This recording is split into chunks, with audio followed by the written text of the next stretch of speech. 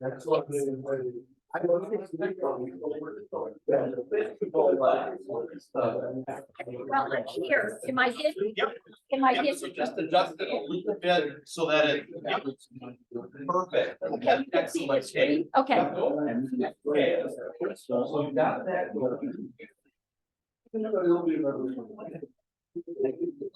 Oh, no, I did that. How are you back?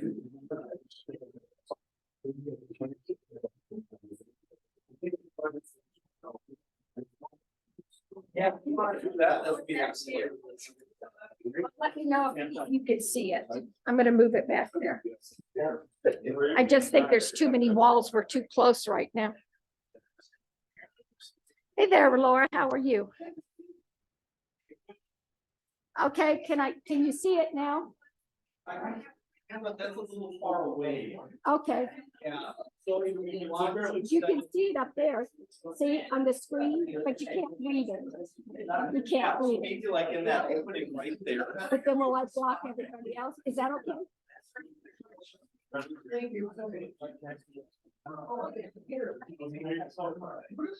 Is that okay? You can see the four-way test and stuff, kind of. Okay. Is it still too far away?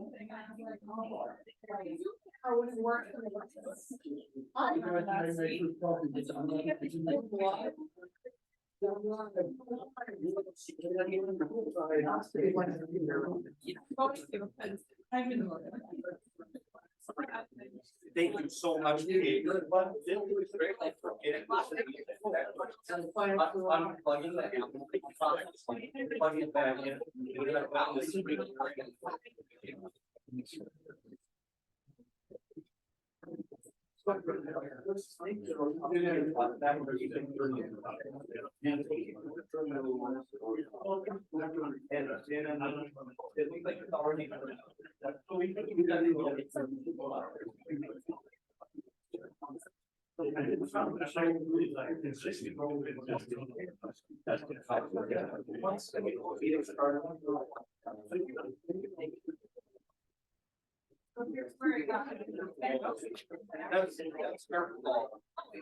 Try and move it. I just don't want to be in anybody's head spot.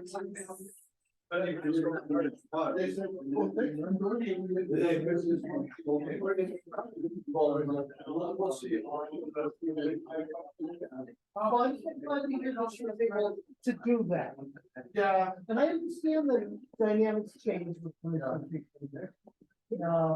Good to hear. Hi, Kate. Well, I saw you. You didn't come over and visit us. Well.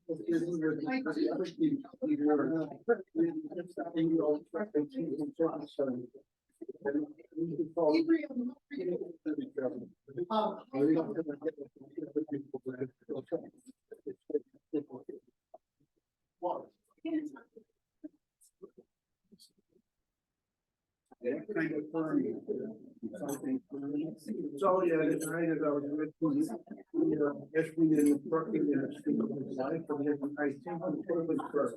And he does, the work in the government. Parking from the parking industry. Yeah, so he actually hired one or two people. To do some of the work with them. Especially if so busy.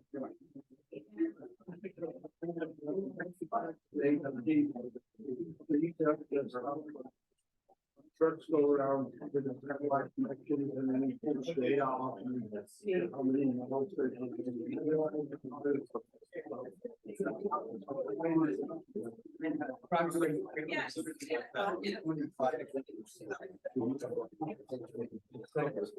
All you had. Yeah.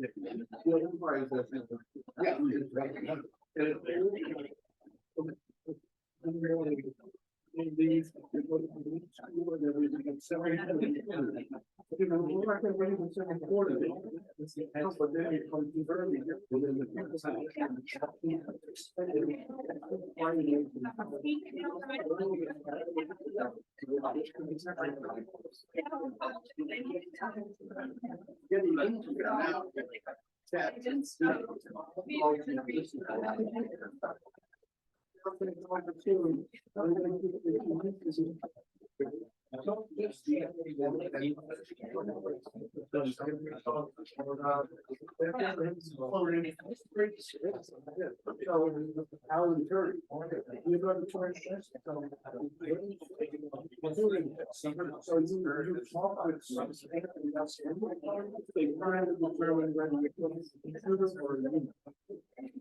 But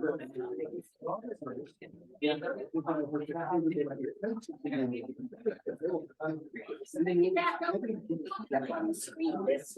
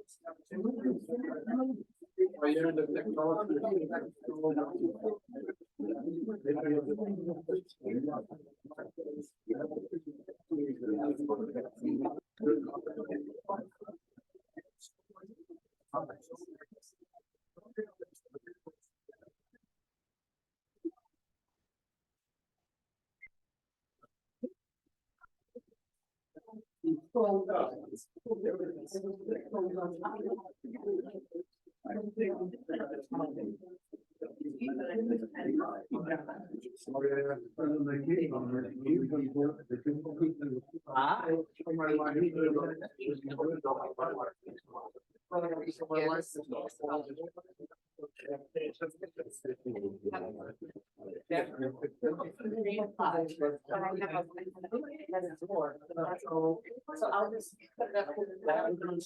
Yeah.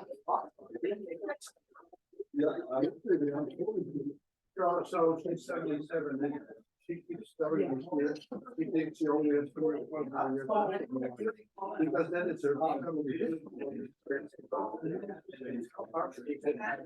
100 years. I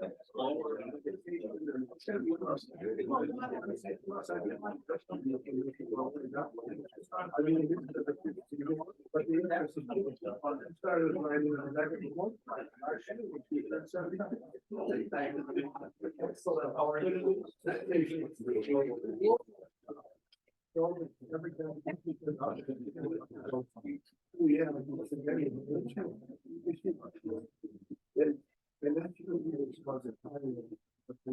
but then she was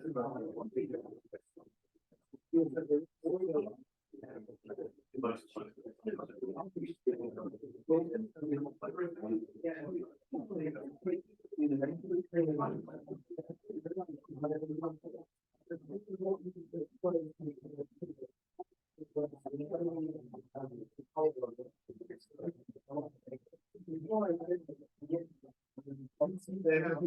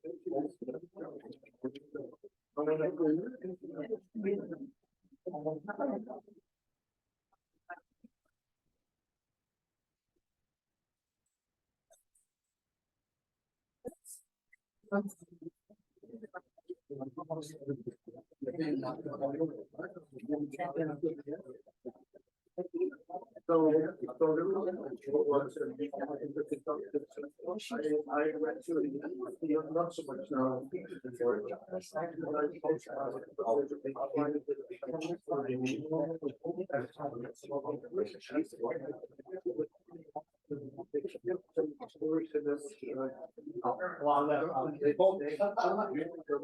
It's good stuff. It really worked. You know, who were the. This is. Thank you very much for being here today. I have a favorite.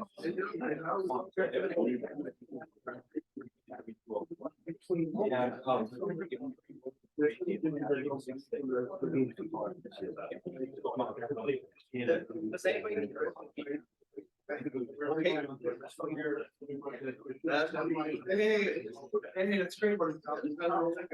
I'm gonna grab Hey, that's great. Thanks for coming down.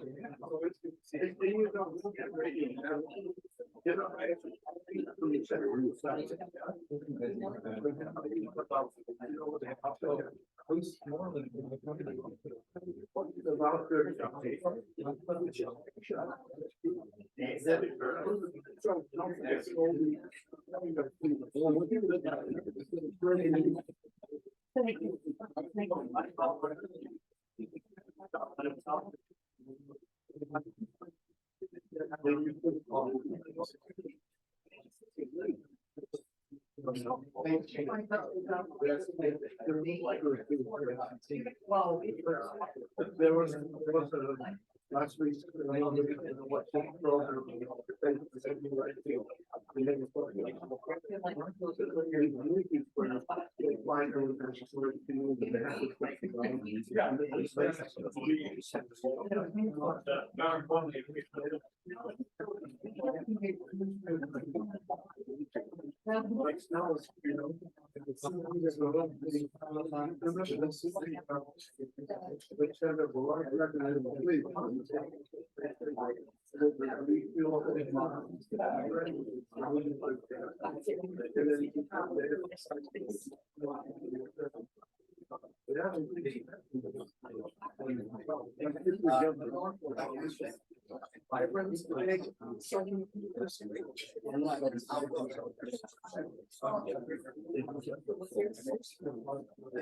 Right, right.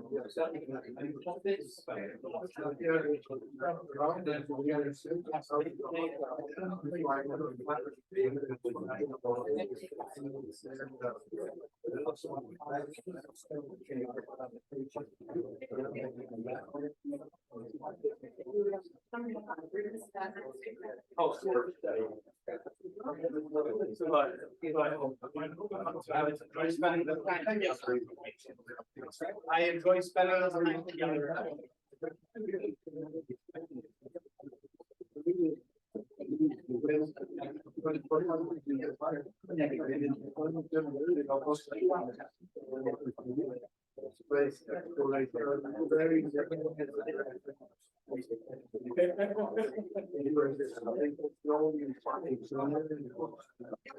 So much for the reminder.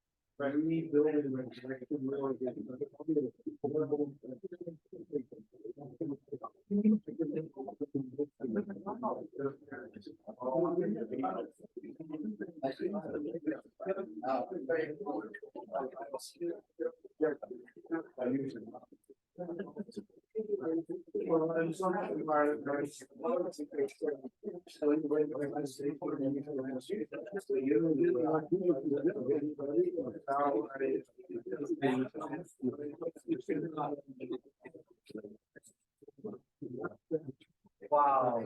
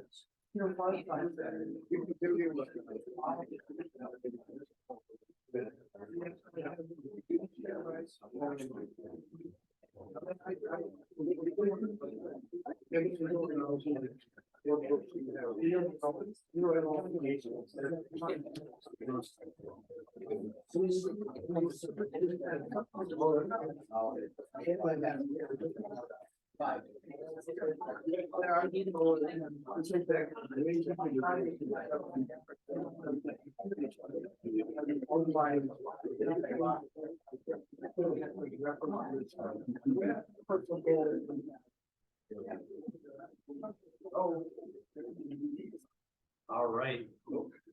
Good afternoon. Welcome to Rotary. I wish I could do something about this weather for all of us. Not a fan, but I'm glad we're all here together to stay warm and enjoy each other's company. And we have a wonderful meeting ahead of us today.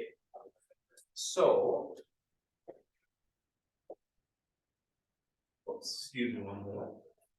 There's one thing I am capable of handling, it's technology. All right.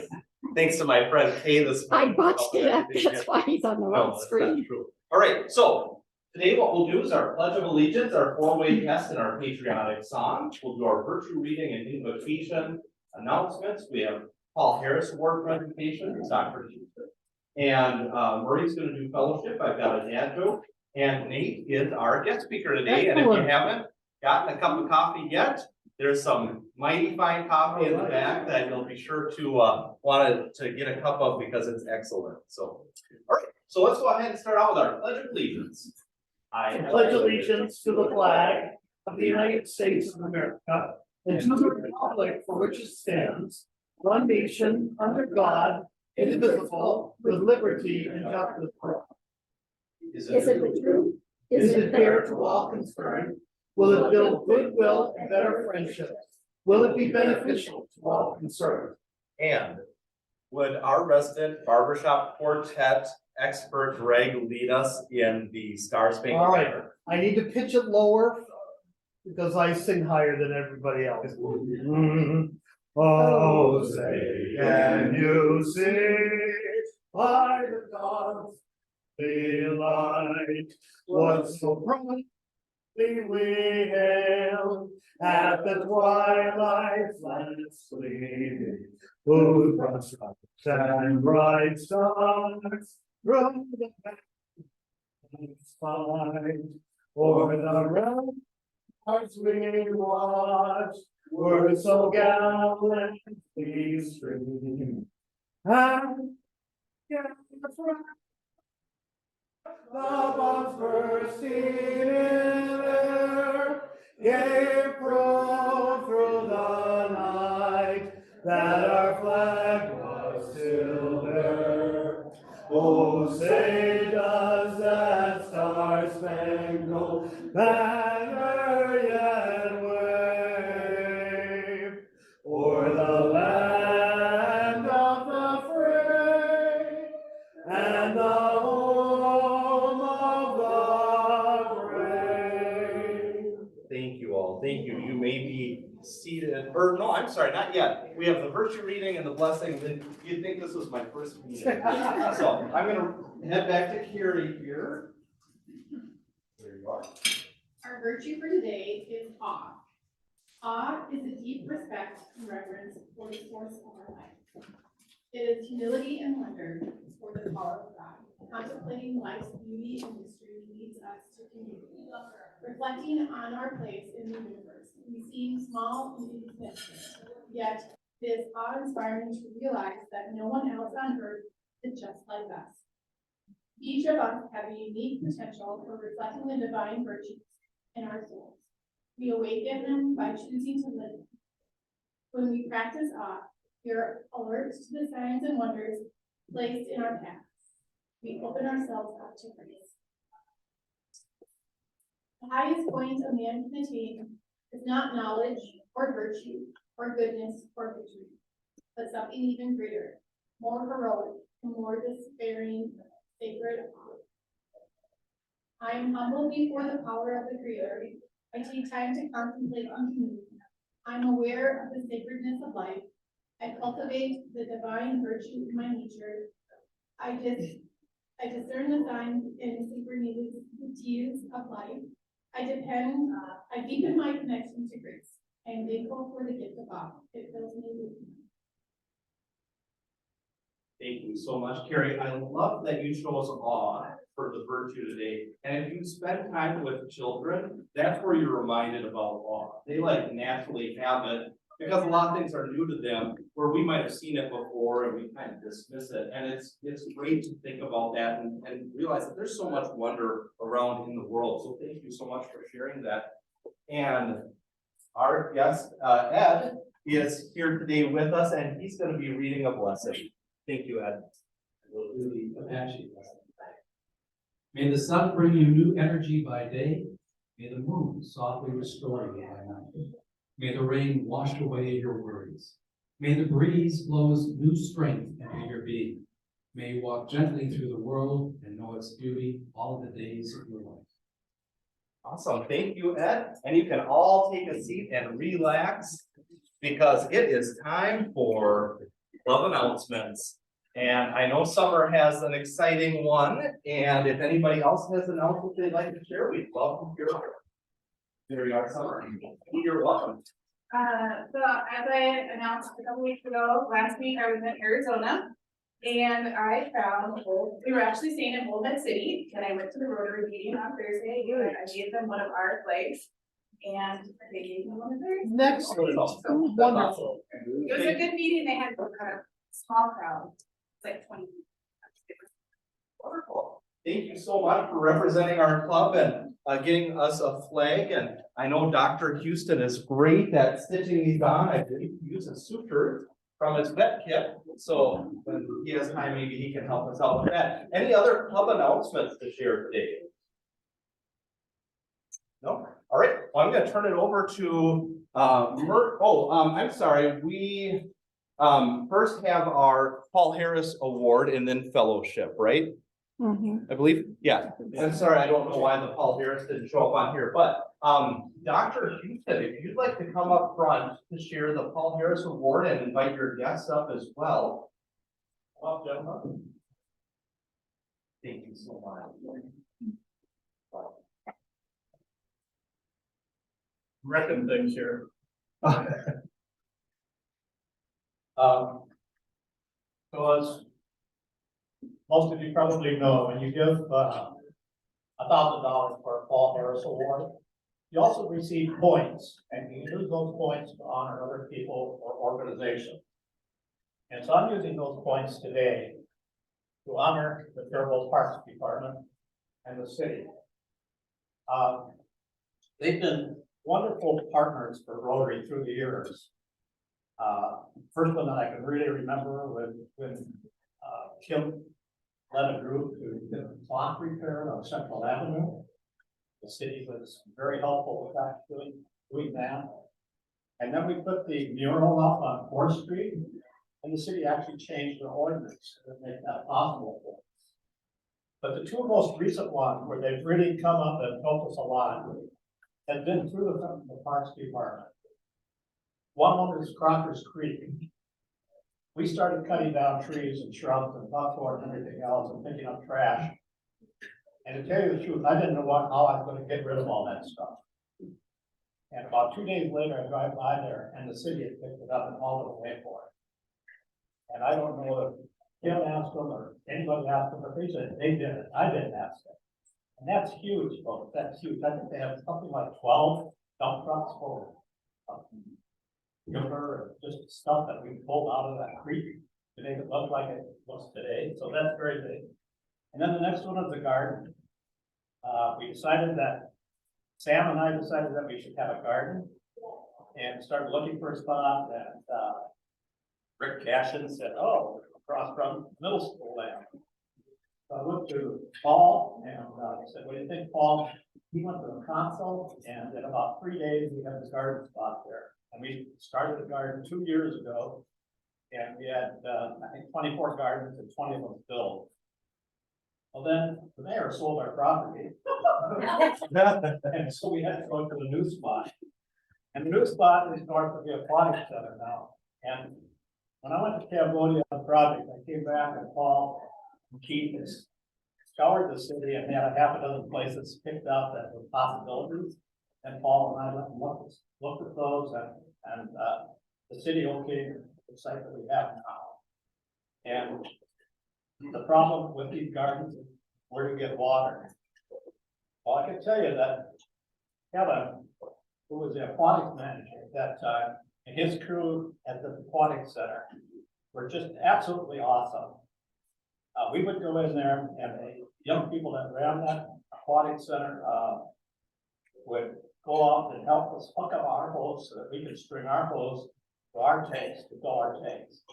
And they did it every single time it was final on the face. So these 4 men have been so, in the city, have been so good to Rotary. Let's give them a big hand.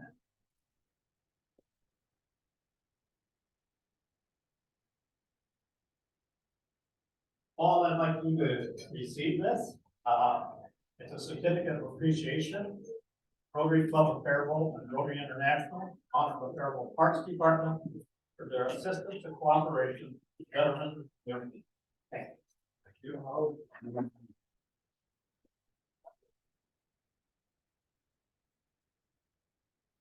Yes, here's. I'd like to get a photo of all of you together near the 4-way pet sign. I'm just gonna shut off the projector for a moment. There we go. That way you're not. I'm just gonna take over here. Oh, okay. Wonderful. Thank you.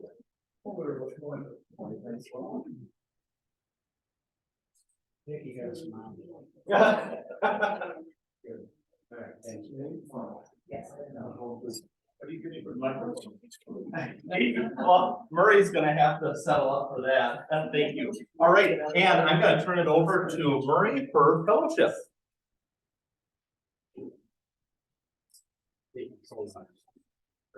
Okay. Usually we use all of this before we hand the word. So I'm gonna say here, Kevin O'Brien. Please say hi to Kevin. Hi, Kevin. Paul Banansky, please say hi to Paul. Hi, Paul. Keith Walker, please say hi to Keith. Hi, Keith. And Kevin Blanchett, please say hi to Mr. Mayor. Hi, Mr. Mayor. So, we're gonna start on this. Kathy, you can see Martha, so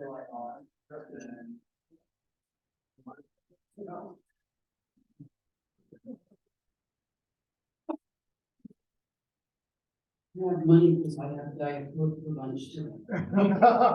So. and welcome to others. Anyone else? Here, that's got some money in the hand. Just want to say, appreciate being here. So, yeah, You're here. Yeah. Be happy to be here. Yeah. Right, get a little boot camp on that for.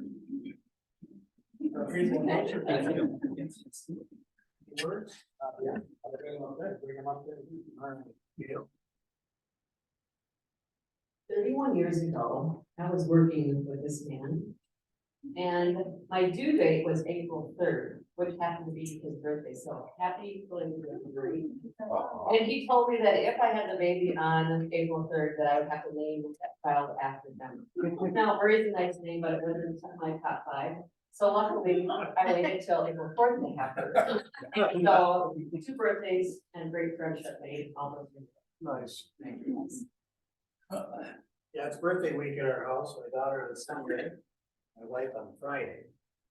So it's been a lot of fun that way. Anniversaries for Rotary, Dean Purdy joined on April 7th, 1964.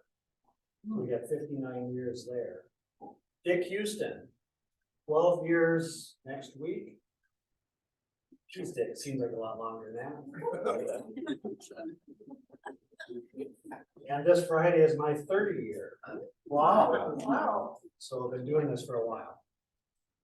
Of course, no one beats Mr. 65 years here. Rod? Yes, You got something to say today? I do. Mark Kinney isn't here, but the two of us have an exciting couple days coming up with the Gopher hockey team. Gophers are playing Boston University tomorrow afternoon, and Michigan will be playing Quinnipiac. And the two winners hopefully will collide for the national championship of hockey. All right, we look forward to your recap next week. I trust most of you are aware that this week, Christians are celebrating Holy Week in preparation for Easter on Sunday. And this Friday, there is a community Good Friday service hosted by Fourth Avenue United Methodist Church at noon. And there are several members of our community who are, several clergy that are involved, and several members of our community that are reading dramatically from John's Gospel. Among them, our own Kurt Halverson, president of our club, will be reading for that. And so I want to invite you all to attend that service on Friday. The second thing I want to mention is my brother, Mark Kenny, who isn't here today. He's not here today because he's in Michigan with his family upon the death of his father. So please hold the Kenny family in your prayers.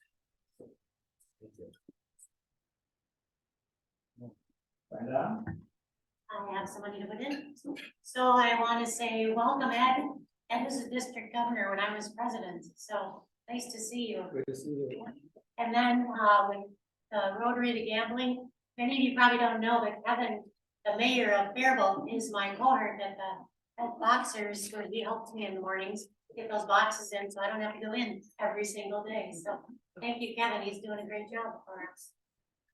Yeah, the job after being. Well, what's the main that we job I have? You know, as long as I'm not up there yet, but everyone, please say hi to Ed. Hi, Ed.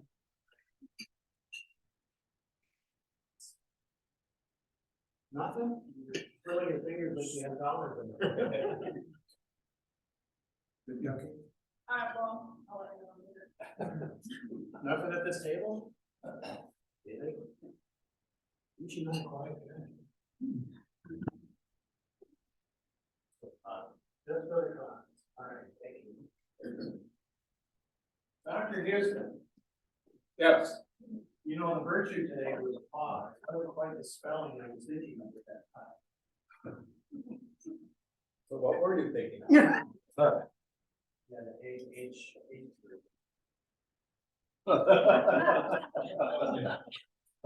Again. Well, back. Yes. You asked the question, is that fair to all concerned? No, it's a you could never measure up. So. I have $1 for the University of Minnesota track and field team.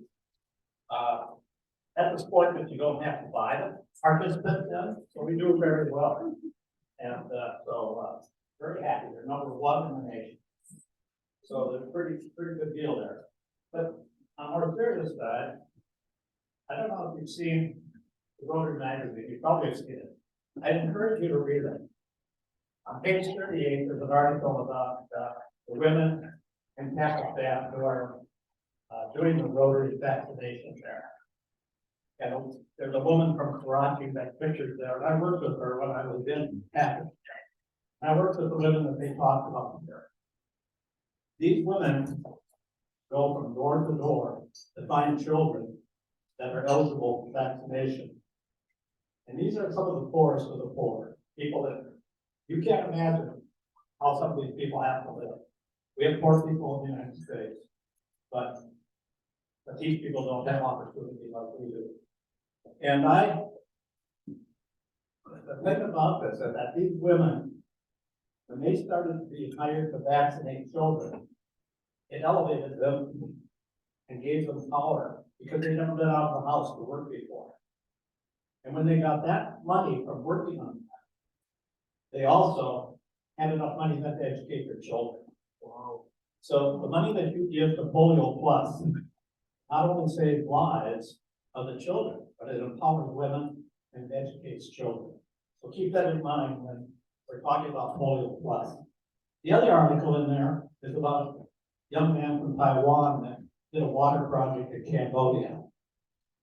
And pictures in there are pictures that I could have duplicated when we were there last spring. And I don't know if you know or not, but diarrhea in children is one of the main things that cause death to children across this world. And cleaning up the water has a big impact on keeping those children alive. So the project that Rotary does internationally, foundation money and Polio Plus money, is vitally important. So thank you. And please read the magazine. Those 2 articles especially have a lot to do with what happened in this club. Thanks. So Ed, George gets the last word, but you get the second to last word if you'd like. I'll go after George. You wanna go after George? Case, I'm gonna sit down. It's okay, I'll go after him. Oh, I really a pleasure You won't have a to lesson. introduce my guest, Ed Fair. I've known Ed for a good number of years, met him in district meetings, I'm gonna say 5, 6 years ago, probably longer. Could be, but whatever, after I got into the Virtues Project, I gave him a pack of Virtues cards. He took them home, and he and his wife Sue put them over, he ordered another pack, and I understand that he uses a virtue, he's involved with adjusting a meeting. So that's, and I got a beautiful, wonderful thank you note from them for that. Then that became, district governor, and shortly after his tenure, their daughter died. And he had the burden of going to the grief and at the same time being responsible as the district governor, which takes a lot of time and a lot of effort. So he went through a very difficult time there. So, and then Dick Houston and I went to, the district, got together, the Pistons and the Hastings Park on the river. And, Sue read a few more virtues, that again, as a result of the virtues that they a number of years ago. So, and Ed has been an outstanding district governor, and he's the one that is spearheading the virtue signs in our yards. And we're hoping that we can expand that next year, because we want to encourage every Rotarian that we can take a sign and put it someplace if they don't live in an area that is convenient, they can find some other place, maybe to put it into a park or something like that. Because a four-way test, in my judgment, it can enhance any human endeavor, whether it's religious, whether it's a nonprofit, profit, any human organization, service clubs, doesn't matter. And so that should be our mission for each and every one of us. So, but again, I thank you very much, Ed, for coming today, and working on this side program, because it takes a lot of your effort, and I really appreciate it. Thank you. Thank you, George. Thank you for the kind words. Yeah, the four-way test, it's something that I think really differentiate if we can. Thank you. This is audience participation. Our club from other service organizations is that whole ethical background and that focus. Yeah, thanks for, I know the club here ordered a number of signs, and we've got them spreading out throughout the district. The other thing I want to do is follow up on Vic's words on the foundation. It's our foundation. It really puts legs on everything we do. It allows us to really get things accomplished. We do a lot of great work. So thanks for having me. Thank you. You're welcome anytime. Okay. I want to put that money in for Pastor Mark for his father's passing and the family. And also yesterday was my youngest grandson's 23rd birthday. So we celebrated with Greg and Rebecca and Jean on the weekend for him and his mom. So thank you. Eric? Yes, sir. Thank you so much. Thank you all. Very, very great things to share. And speaking of four-way test signs, I've got them here. If you've ordered one and haven't picked it up yet, see me after the meeting. I need to write down if you took a sign, and I'm collecting the money for them too. They're $5 each. So, okay, dad joke time. How much does a rainbow weigh? I can't believe I found that graphic. I didn't even have to make that. Not much, it's pretty light. And that was a submission from Dr. Houston. So thank you so much for that joke. All right, and with that, I'd like to invite Nate to come on up for his presentation.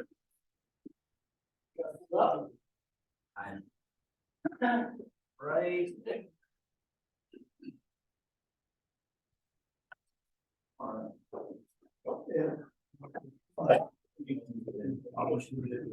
Everybody hear me?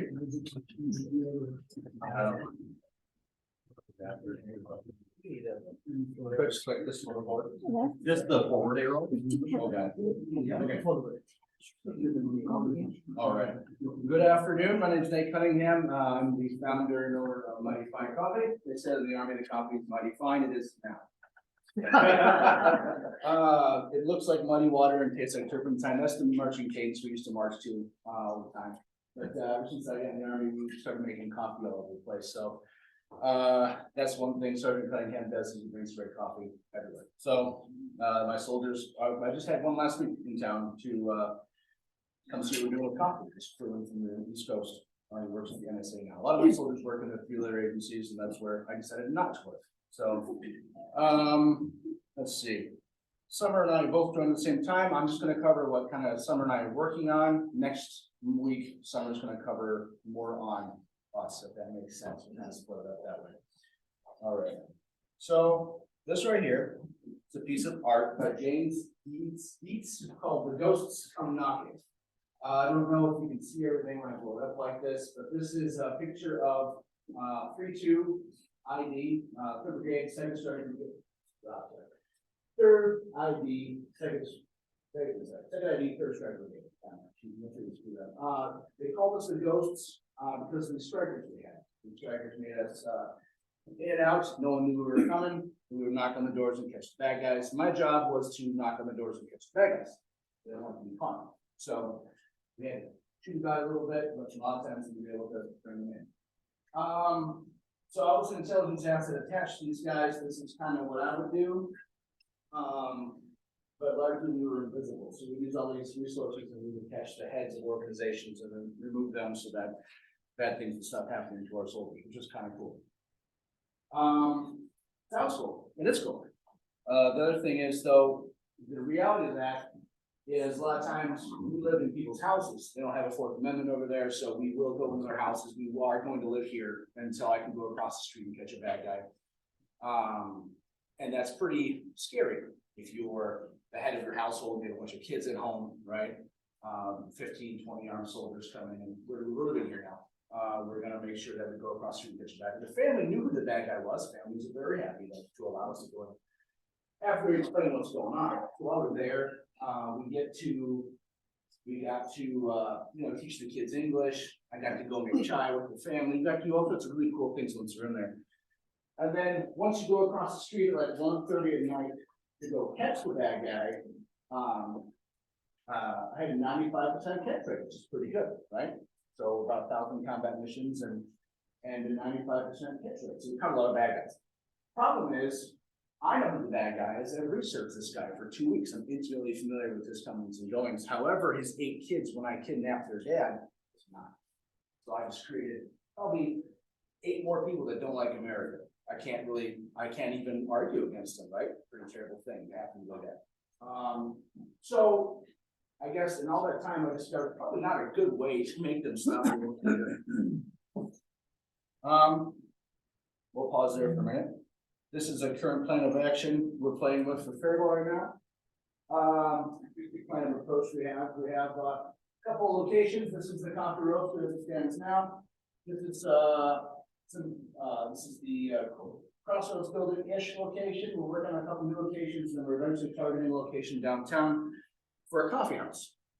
Coffee house is probably one of the best ways to bring a community together to end these sort of things because it makes friends out of people. So the coffee house, we don't know exactly where it's going to be located yet, but these 3 are established to help support the downtown coffee house. Because the downtown of Faribault, in my estimation, and before I got out of the Army, I had my soldiers aim all of our legal tools, stuff we could legally do, at Faribault as though it was a city that we would action on. So we learned a lot. My soldiers came to me with the report and said, "Sergeant Cunningham, gave you this report." I'm like, "This is awesome." So it was all legal, it's all unclassified, which is kind of cool. And we learned a few things. We learned that the downtown of Faribault is dysfunctional, right? The truth, in my opinion, it is based on my research that I've had with a team of 15 to 20 soldiers doing the research for me. Okay, there's 5 major cultures, many minor cultures, but 5 major cultures represented in town. I didn't say race. Race is an inaccurate way to measure this. Cultures is a more accurate way, at least in the intelligence community. That's what we would use. Okay. Major cultures. You have the East. You have the European culture. We've all kind of smeared together over time. We have early 90s. The Hispanic culture moved in. I'm not saying they're not Mexicans. They're from many countries, wonderful countries. If you ever been to the diversity, what's it called, the International Festival downtown, there's like over 31 different separate countries represented in Faribault. It's awesome. There is then you have the late 90s, you have Somali refugees started moving into town. These are all roundabout times, not exactly. And then later on, we have Shattuck St. Mary's, and we also have the Blind and Deaf School. So those are 5 cultures in town. Problem is they have minimal interaction with each other, right? So that leaves a lot of room for misinterpretations or things that people may assume people are thinking about other cultures. That's a problem. Places that you use to end those are called third places where people can come together and mix, right? So that's why when I got out of the Army, we targeted putting up a coffee house. Coffee is a fair to all concerned. Coffee is number 2 to 3 traded commodity on the planet. Most cultures have a culture of coffee. You can go to many cultures and just share some sort of coffee ceremony. We've had Ethiopian coffee ceremonies at the roaster, which is really cool. We'll all come together, and I know who's all there. Like, you could drop a few words and watch the entire room before it explode with like a political debate. But instead, we all sat together and had a wonderful coffee presented by a lady from Ethiopia who showed us all this great culture. There was some language around it. We had some great coffee, and it was a great time. We meant it to go for like an hour, it went for like 2.5 hours, it was awesome. I think some of you were here for it, yeah, we were there, Carrie was there. It's a place for everyone to connect, which is the point. Will it build goodwill, better friendships? Having a place for people to connect, especially a coffee house is dedicated to something like, you know, making it for every flavor of human that can come in. That's a better place for people to connect. We've taken our coffee house and we've made it a deaf-friendly business, so I'm the coffee guy. We have ways, I mean, I'm learning Somali, I'm not very good at it yet, but I'm learning that. We're learning a little bit of Spanish. We're trying to make it so whatever flavor of human comes in, we're able to serve them a great cup of coffee and they can share whatever they're about and people can connect. That will break down the wall between cultures. And it's not a prescriptive solution. I don't know all the answers. There's no way I can know all the answers, but providing a third place allows a community or a downtown to feel itself. So that's, I'm going to go into them with that. Well, 1 o'clock. What are your questions?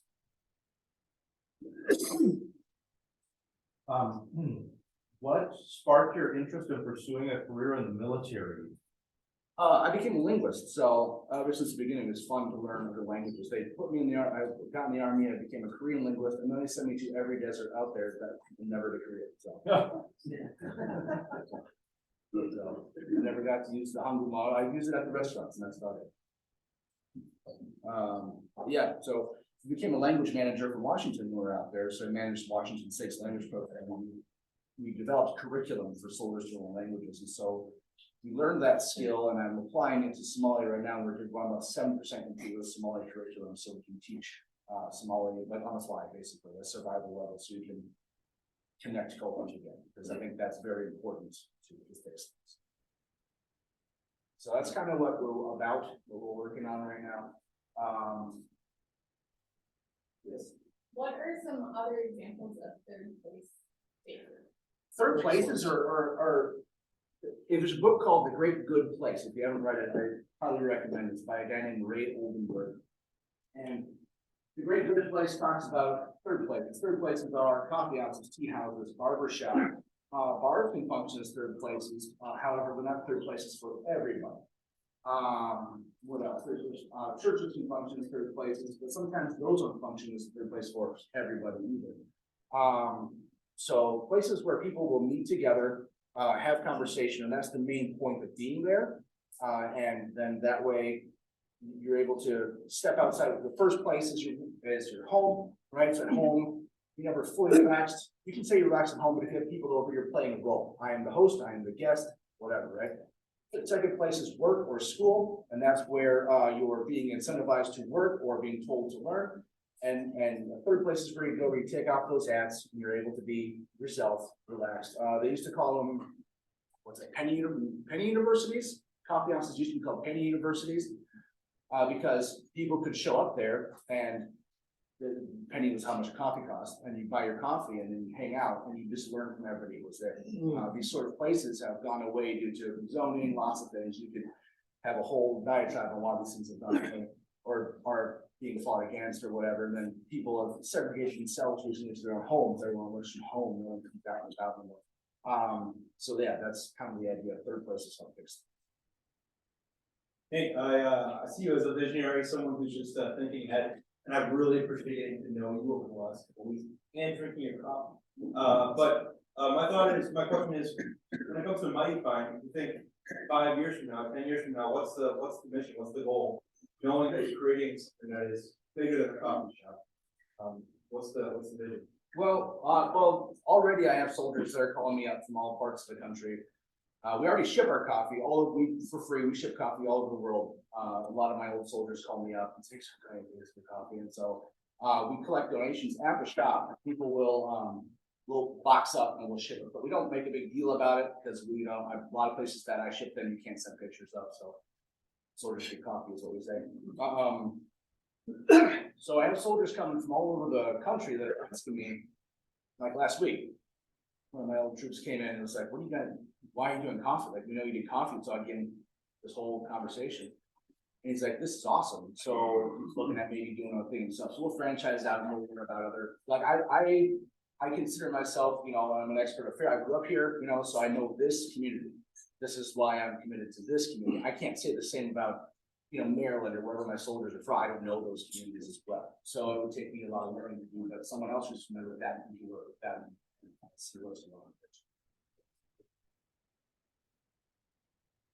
As businesses, sorry, second question.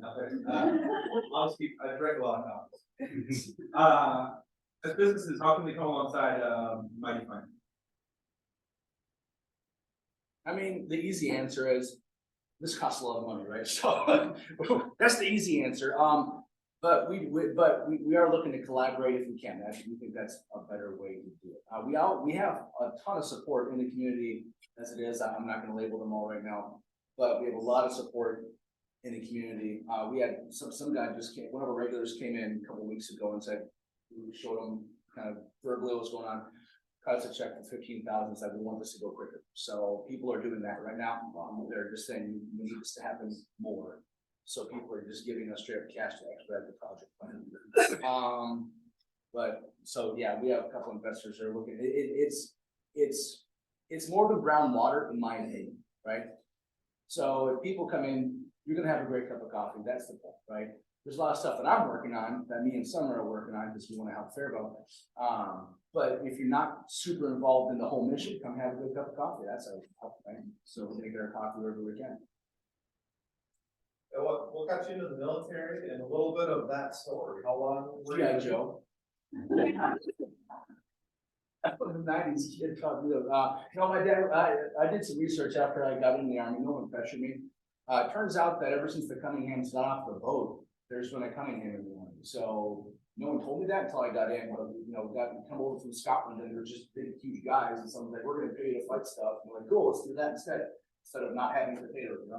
So that's kind of their history. And ever since then, we've had Cunninghams in the Army. I didn't know that. My dad was in for 25. My grandpa, my great grandpa, a lot of people. Yes, sir. What are your hours? Currently, the roastery is open from 7 to 1 on Saturdays.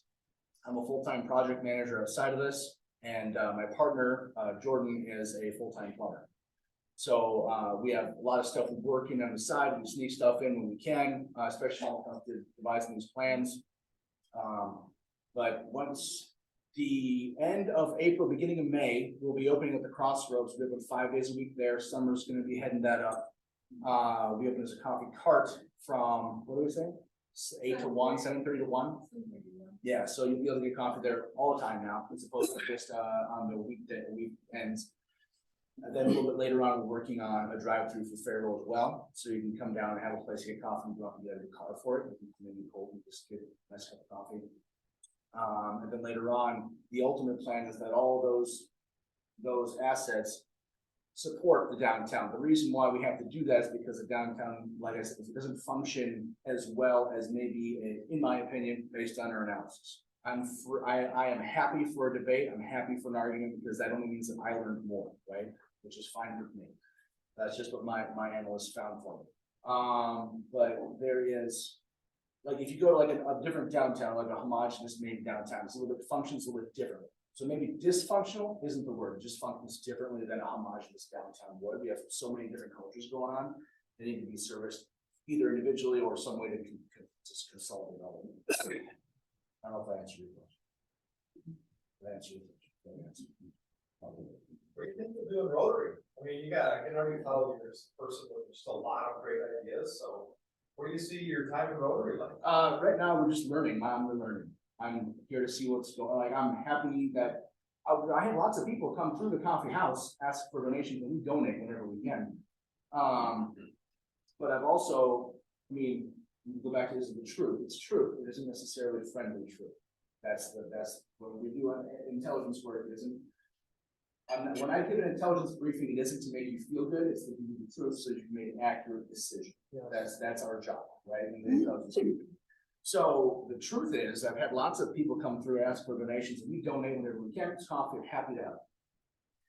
But I've also seen many nonprofits exist doing things that I knew that were around when I went to high school. I grew up working at Job Alive, and nothing's happened. So something should happen. A lot of people like to complain. Even in the Army, I met people, Faribault sucks, it's terrible, nothing to do there. Okay, awesome. What do you do about it? That's my question to them, right? So you can complain about it all you want, but if you're not doing something about it, just whining.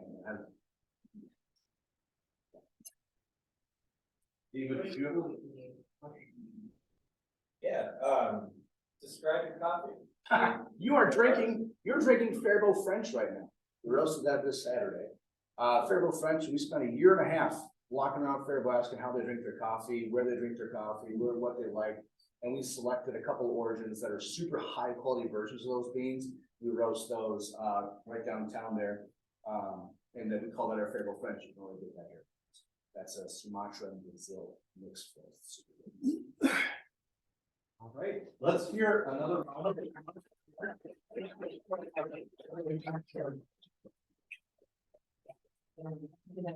So much for treating us to coffee today. That's Yes. my hunch is that when they go to take away the urns or whatever those are called, the other one's gonna be full. So, thank you. All right, with that in mind, let's go out there, be kind, and we'll see you all next week. Thank you. Explore. Thank you, guys. Yes.